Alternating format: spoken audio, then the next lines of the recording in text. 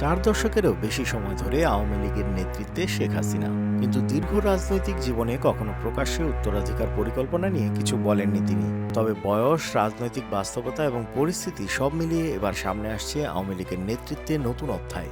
1981 সালের 17ই মে নির্বাচন ভেঙে দেশে ফেরার পর থেকে টানা সভাপতির দায়িত্ব পালন করছেন শেখ হাসিনা। কিন্তু ক্ষমতাচ্যুত হওয়ার পর, বিশেষ করে 2024 সালের আগস্টে অন্তর্বর্তী সরকারের সিদ্ধান্তে আওয়ামী লীগের কার্যক্রম স্থগিত হয়ে গেলে দলটি কার্যত দিশেহারা হয়ে পড়ে। প্রশ্ন ওঠে, দলীয় নেতৃত্বে অনুপস্থিতিতে হাল ধরবেন কে? ভারতে অবস্থানরত শেখ হাসিনা এবার ধীরে ধীরে দায়িত্ব তুলে দিচ্ছেন তার সন্তানদের হাতে।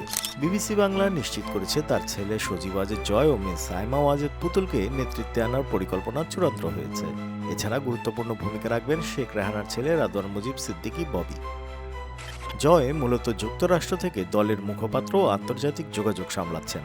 অন্যদিকে দিল্লিতে মায়ের কাছাকাছি থেকে সাইমা ওয়াজেদ আরও সক্রিয় ভূমিকা নিচ্ছেন। ভাষণের খসড়া তৈরি থেকে শুরু করে বৈঠকে প্রতিনিধিত্ব সবই এখন তার হাতে।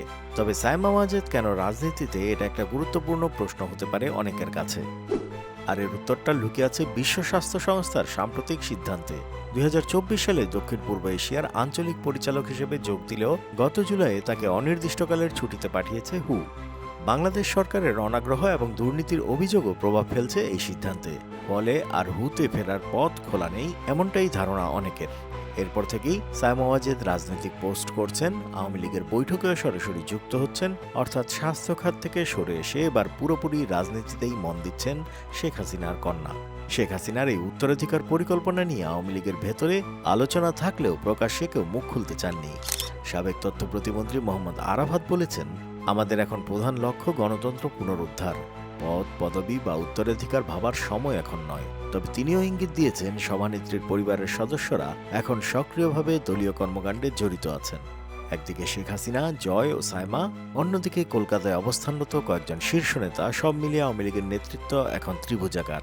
কিন্তু কাগজে কলমে সাধারণ সম্পাদক ওবায়দুল কাদের কার্যত উপেক্ষিত। প্রায় 10 মাস ভারতের থেকেও তিনি দলীয় সভাপতির সঙ্গে দেখা পাননি।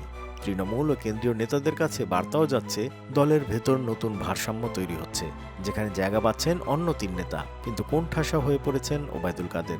রাজনীতিতে পরিবারতন্ত্র নতুন কিছু নয়, কিন্তু আওয়ামী লীগের মতো দলের ক্ষেত্রে এটা বড় প্রশ্ন তৈরি করেছে। শেখ হাসিনা বয়স ও অবস্থার কারণে ধীরে ধীরে পিছিয়ে যাচ্ছেন। তবে তার উত্তরাধিকার পরিকল্পনা দলকে কতটা ঐক্যবদ্ধ রাখতে পারবে, সেটি এখন মূল প্রশ্ন। অন্যদিকে সাইমা ওয়াজেদের সক্রিয় রাজনীতিতে প্রবেশ, জয়ের আন্তর্জাতিক ভূমিকা এবং ববির কৌশলগত সহায়তা, সব মিলিয়ে আওয়ামী লীগের নেতৃত্বে স্পষ্টতই এক নতুন প্রজন্ম উঠে আসছে।